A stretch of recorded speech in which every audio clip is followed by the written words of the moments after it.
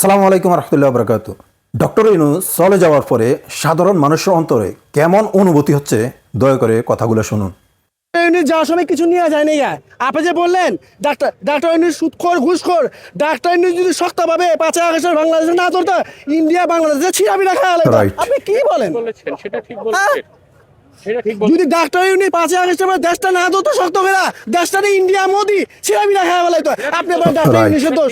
আপনি কেন ডাক্তার ইউনিটের দোষ দিতেছেন? আজকে সে বিদেশ চলে গেছে, জানার সময় না তার লাগেজটা ধরার মতো লোক ছিল না। থাকবে না তো। সে কেন ভালো আচ্ছা, বাংলাদেশে ভালো মানুষের দাম নাই। কথাগুলো তো শুনলেন, আপনাদের কাছে কথাগুলো কেমন লাগলো আমি জানি না, কিন্তু আমার কাছে কথাগুলো খুবই ভালো লাগছে। কারণ যারা আজকে এই ডক্টর ইউনূসকে জিম্মি করে ক্ষমতায় নিয়েছে, ক্ষমতায় গেছে, তাদের উচিত ছিল এই ডক্টর ইউনূসকে সম্মাননা দেওয়া। শুধু সম্মাননা নয়, একটা অনুষ্ঠান করে ভালোভাবে সম্মান করে তাকে সসম্মানে প্লেনে উঠে দেওয়া তাদের উচিত ছিল, কিন্তু তারা সেটা করে নাই। আসলে আমাদের দেশটার মধ্যে ভালো মানুষের কোনো দাম নাই। আপনাদের কাছে কথাগুলো কেমন লাগলো দয়া করে জানাবেন, আর ভিডিওটা শেয়ার করে দিবেন যাতে সবাই জানতে পারে।